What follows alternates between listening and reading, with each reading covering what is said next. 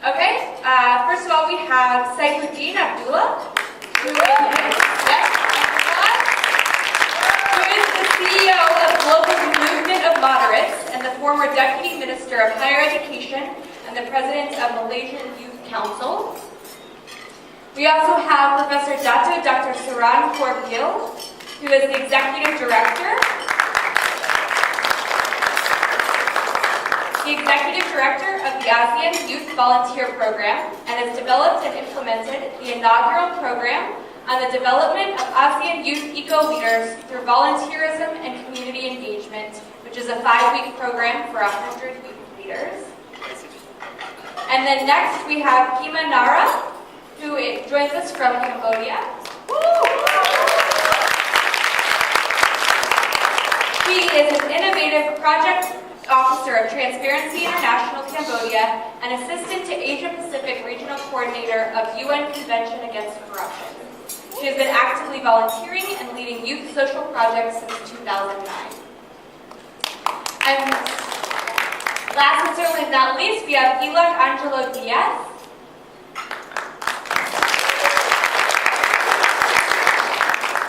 Ilak is the Executive Director of My Shelter Foundation, which focuses on creating sustainable solutions for using recycled materials for the building of clinics and classrooms in rural areas. All right, so please join me in welcoming our panelists. Okay, so I made my way across the other side of the stage.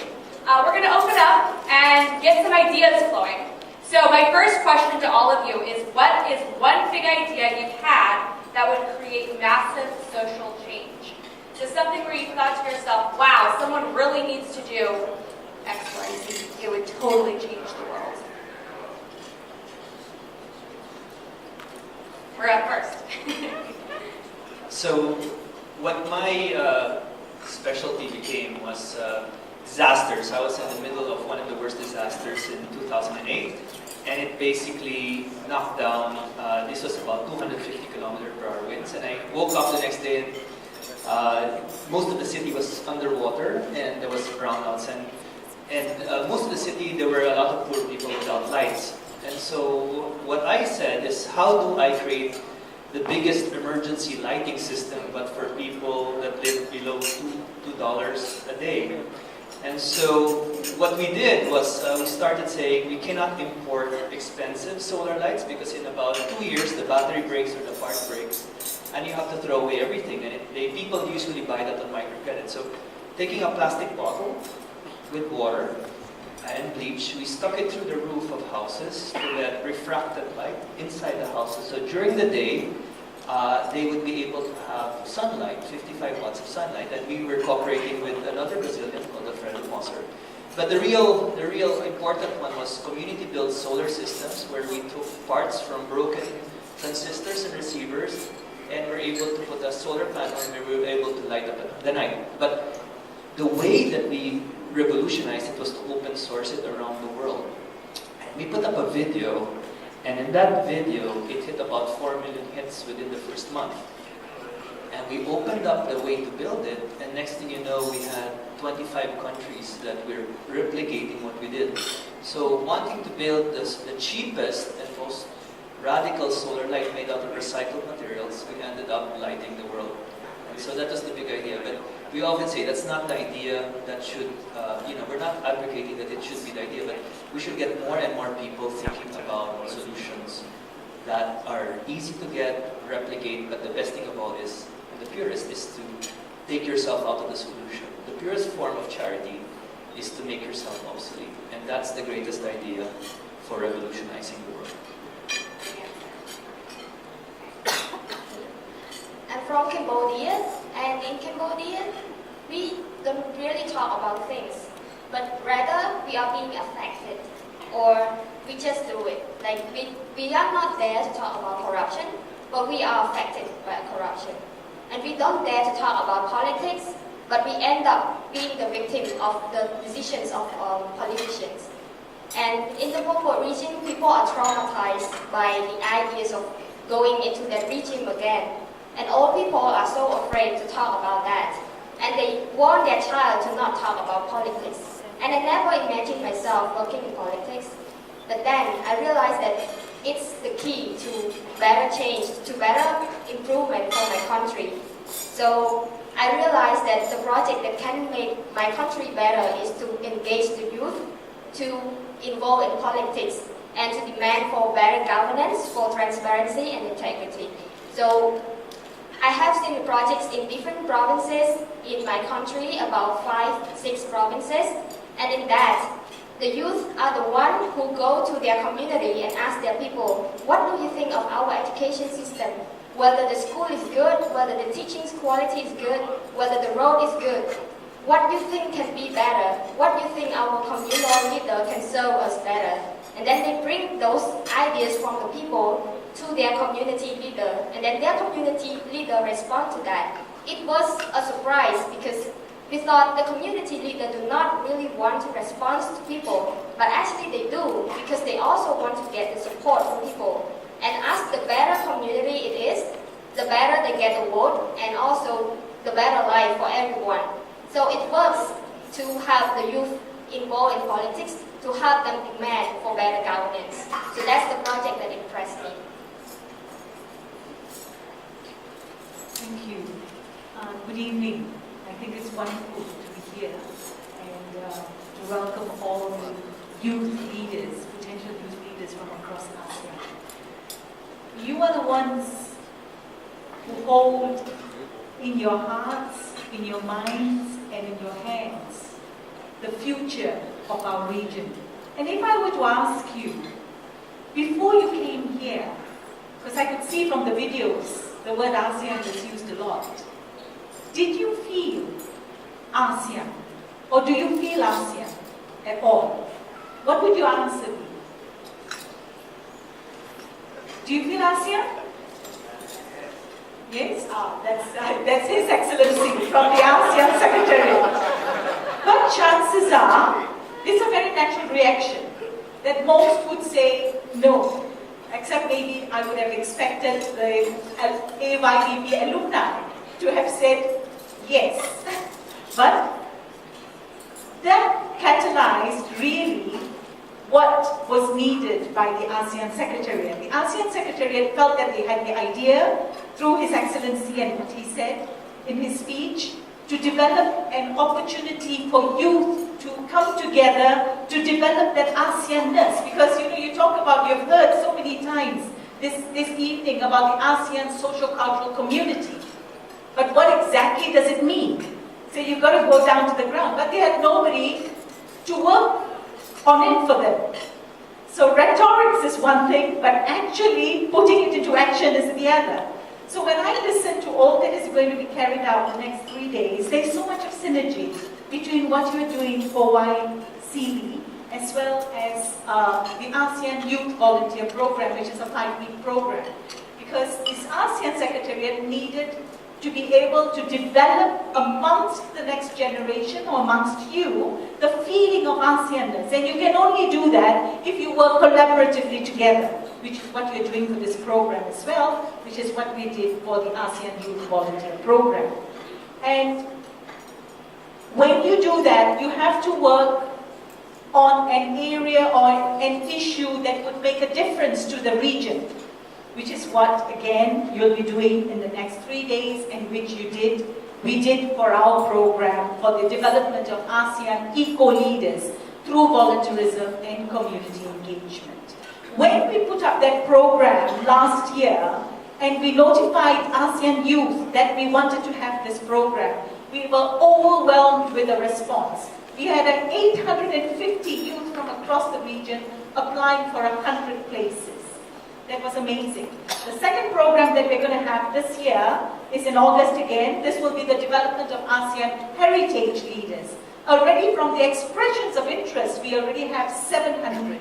So we can expect it to go even more than that. So there seems to be, Sarah, a hunger and a need amongst the youth. They themselves recognize the value of this kind of work and the need to develop leadership, because you will go back to your respective countries and create the multiplier effect of engaging with the communities and ensuring that you develop initiatives that can benefit the communities within your environment, as you have heard as well from our colleagues on not only the region, but eventually the world. Thank you. Yeah. Clap, clap, clap. I think that's a lot for me. Clap for me. You know, when I was much more handsome than I am now, and that was many years back. Since then and until now, I'm a firm believer that youth are not only leaders of tomorrow, but they are leaders of today in at least three categories. That they are leaders of those who are younger than them, they are leaders of those who are of their own age cohort, and with government they are co-leaders. And since '96, I started talking about, this is not my idea, but I started amplifying this concept and this approach called youth empowerment. The definition, the idea is very simple, that young people must be enabled to think and act on their own. Now that's not a very popular thing in this country. I get lots of flack from my government and from some of my elders. But I'm happy to say that today, I think if you were to travel around Malaysia, you will see pockets and examples of activities that came out of youth empowerment as an idea. We have Zamir, who started Fish for Malaysia, and he's one of our mentors here. We have Buku Jalanan, if I were to translate into English, it means street book. You have street basketball, you have street football, this is street books, because Malaysian young people don't really want to go to the library. So if the mountain don't come to Muhammad goes to the mountain. So basically, you bring the library to the streets, you discuss books, you organize things. And there are now like 40 chapters of Buku Jalanan or street books in Malaysia, by Malaysians, in Australia, up to the UK, up to Cardiff, and I'm told it's also now in the US. Now, the whole idea is not about one single program, but enabling young people to think and act on their own. And they become co-partners to whoever the leaders are today. That's the idea. Wonderful, thank you. Okay, so we have a lot of questions to get through and a lot of advice and knowledge to impart upon you all. So I'm going to ask you all to keep your answers 30 seconds or less.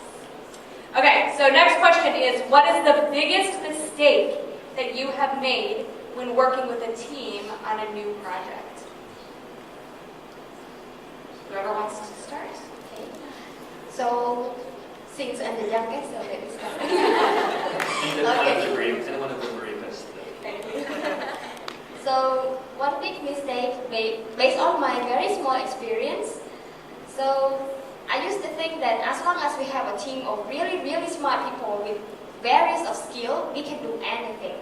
But then I realized that we need some more ingredients to the success.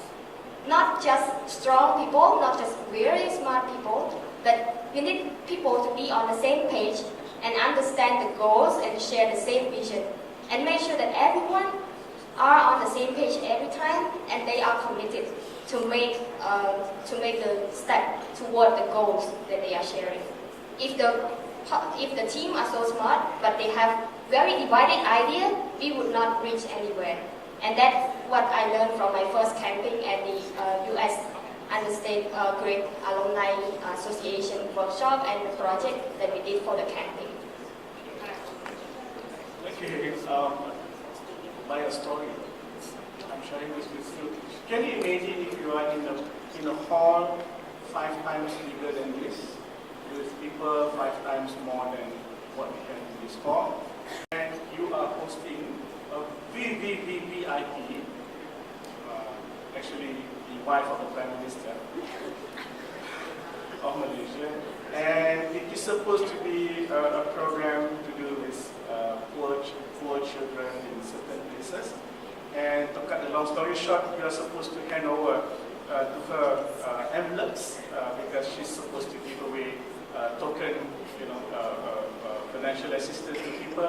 And the moment the MC said, "Okay, Dean, please invite the wife of the Prime Minister to pass over whatever that is supposed to be passed over," and it's not there. Can you imagine how embarrassed you are?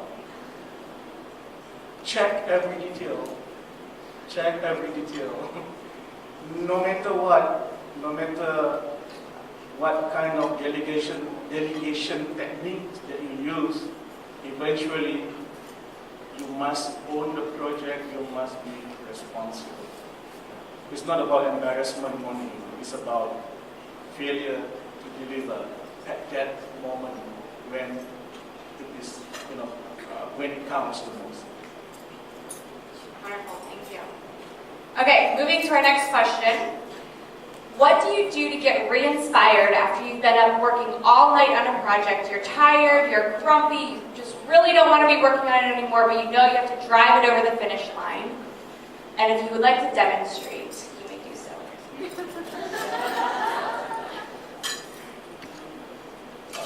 You want me to dance? So one of the things that inspire, especially if you're an NGO, you start out basically working, with a small group of friends, and your strategy works, and you're improving people's lives. But one of the things that sometimes happens is, your movement starts becoming too successful right away, and you start working in the office more often than you want. So you're trying to raise funds, you're trying to organize people. What is what starts to eat into you and exhausts you is the fact that you're not connected to people. When you're helping people, one of the things that will re-inspire you is to go back to your roots and work with people more often. And sometimes that might happen to you, which is you're an activist, you work on the ground, and suddenly you're thrust into a management or leadership role where when you want to help more people, sometimes you get into this thing about managing funds and managing management, and you forget that it's not all about awareness, and sometimes that's a big problem that happens. You fall into the fact that you're lecturing, you're attending speeches and conventions, and sometimes you forget why you started the whole thing in the first place, which is it's about the people that you serve. And so to re-energize myself, what I do is I go back and I try working with people, and I get sometimes managers to manage because they're good managers. And the people that are visionaries should work with people. The second thing, very quickly, is the fact that sometimes your program, you come there, you study in this good in these good universities, and you teach people, and keep them teaching people. I come from an innovation background, and sometimes I bring inventions to the community. What I learned is sometimes the humility that innovations are actually about the community, and they'll actually innovate it with you. And so later on, you'll find out the best kind of innovations and the ones that last, and the ones that they use are the things that are modified by the community because it works for them, not because you have this brilliant sketch or brilliant idea that works in the laboratory. So those are the two things: to work with the community to better your invention, and to work with the community because in the end, you are part of the cause is all about the people. That's it. Great advice. Yes. Can I go back a little bit to the second question as well? Sure. All right. And I just wanted to share with you, I'm Youth Plus. So we have a little bit more experience in terms of chronological years. We talk a lot about leadership, but I'm just sharing with you what I learned the hard way. That sometimes you cannot be a leader all the time. You have to, as a leader, also learn how to be a follower. And I think that's very critical. Because if everybody strives to be a leader all the time, there will be trouble. And I've seen that happen. When you put together a group of youth from various cultural backgrounds, from different ASEAN countries, in a leadership program, maybe 3 days you may not see that happening. But you put them together for 3 weeks, and they all strive, and they all want to be the ones to move forward, it can lead to progress. So there are times when you have to take the step back and be the follower as well. And I'd like to pick up on what you said. I come from a university, and I continuously remind the academics and the students that you are not the sole custodians of knowledge. Just because you're clever, when you work with the communities, that doesn't mean that you don't have as much to learn from them as they have to gain from you. That it's an engagement which is underpinned by knowledge exchange continuously. It's not even knowledge transfer. Okay, moving right along. So in sort of picking up what you were talking about, what advice do you have, especially in a 3-day period, for this cross-cultural communication, and how do we communicate across borders, and what are some very important things to keep in mind as we're collaborating across the entire ASEAN region? There are two things. Number one, we have to be aware of the differences that we have, but please don't think too much about it. I'm always not very, I don't really like sometimes people talk about cultural relativity to the extent that you don't do anything. Second thing, I think as young leaders, we just have to be bold and brave, think of something that is doable, that is workable, that is practical, and then you, of course, you have to be systematic in your thinking, and then you just have to do it. The Malaysian way of saying it in my language will be belasa aja. Belasa aja, which actually means just do it, pak. Yeah. Take risks, because that's what life is all about. Take risks. Don't be too careful about it. Don't become an old man or woman before you reach that age. So just do it. Belasa aja. Anybody else? One of the most powerful things is, in this kind of talks, are the fact that sometimes you sit next to people that of your same culture and language, but really the powerful way forward in solving, the world's most persistent problems are crowdsourcing. Sometimes you don't know who has the brilliant idea that conflicts with yours. It's not all engineers, but engineers with biology, with architecture. One of the things that we do a lot, which we never did before a couple of years ago, was I have a laboratory where I'm in a white coat and I test stuff, and I got so much integrated in the system. But really, when I learned about putting together your ideas out there and throwing it out there and sharing it with people, it becomes refined, and people will help you. But the most important one is people might also copy you. And this has turned out to be something where you're so protected into something that you learn will change many people's lives. So that's it. Crowdsourcing for ideas and not crowdsourcing for funding, believe it or not. And another thing also is the fact that you as an activist and sometimes an organizer, you used to fight village by village by village, but with the internet, you're able to transcend all boundaries, especially if you have innovations that can be copied by other youth and empowers other youth. So you can come up with, change will not happen with you, but if you can create an army of people that are with the same skill level or even better than you. So that's one of the things that we learned with the new age of computers and internet, and equally educated and empowered people. One thing before you go. So after, we're going to open this up to the audience for Q&A. So as Dr. Sarang gives her next response, then we're going to open it up. I'll just say a little bit, because you talked about the 3 A's and what is it. I'm not sure exactly how the modality is going to run, because I think the opportunity that this group will be given will be that you will be able to work on projects which is transboundary, right? And you will have a honeymoon period where you'll be really excited that you've got this project and this opportunity to work on it. Then slowly that honeymoon will fade.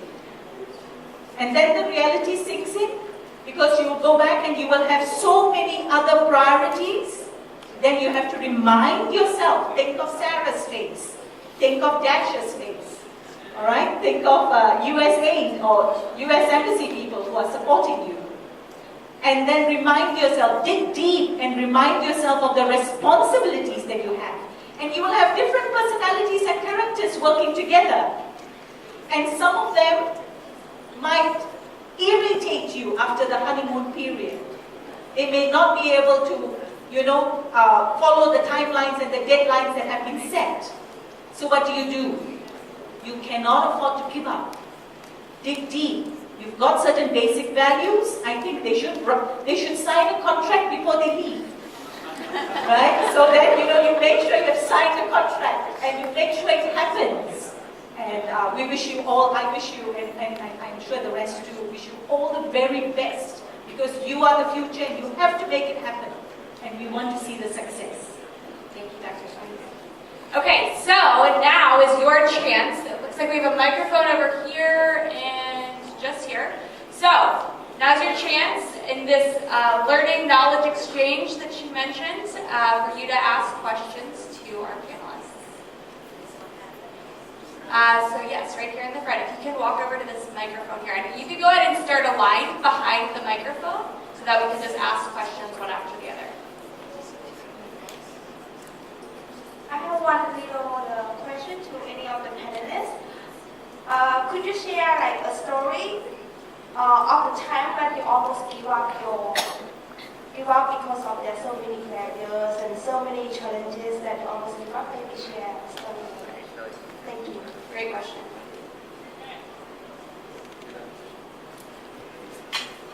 Okay. Sorry, yep. Go ahead. We're going to ask 3 questions and then you can answer as many of them as you want. The question is about the panel. The speaker before said about this project was for the ASEAN, and then you guys is trying to working with the youth. And then my question is, do you guys have any program before that involving the youth? And then can you share about the output of this project before this, like report how the progress about the project in ASEAN with the youth people? Okay. Great. Thank you. And one more question. Great. Thank you. It's a very nice example about the honeymoon. So, exactly my question about how is your program to engage about ASEAN community, ASEAN economic community, and also the volunteer, because I just know that your program have like the volunteer program in ASEAN, but I never know about the Indonesia before. Yes, that's for your program for the next 2015. Thank you. Okay. Great question. All right. We'll do one more since you're the only one standing, and then we'll open it up to you all. Hi, I'm Yinsin from Malaysia. My question is actually directed to everybody else except maybe the Cambodian speaker, because she's the youngest, so I'll spare her from that. Most of the time when we start an NGO or a civil society organization, we have a cause that we want to fight for. And many times it is also very easy for political parties and politicians to come into the sphere and then make that cause their own.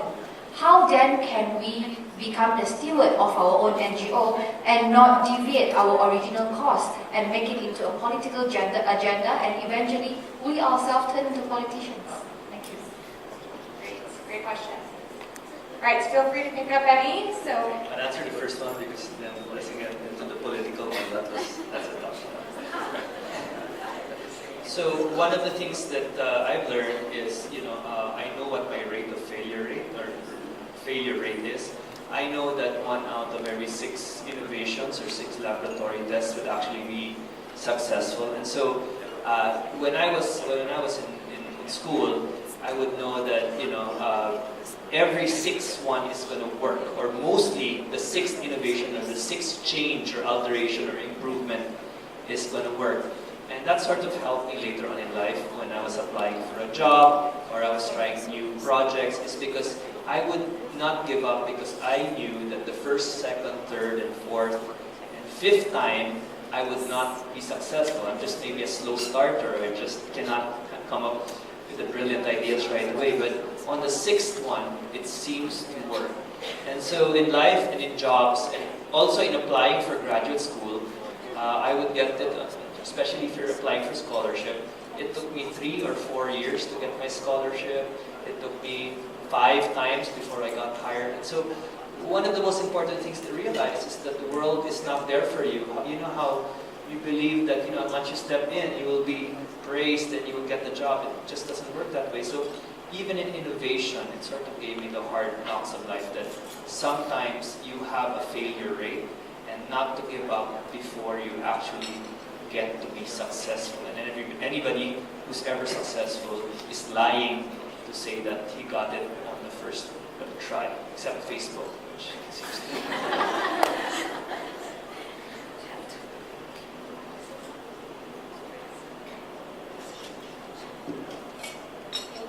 And for me, there was a time that I started my first project and I didn't know what to do. I was almost 19 and it was really, really hard at that time. Even the school system did not support. I just wanted to workshop to share experience with the other youth, and they don't even allow because they're afraid that we would talk about politics or anything bad.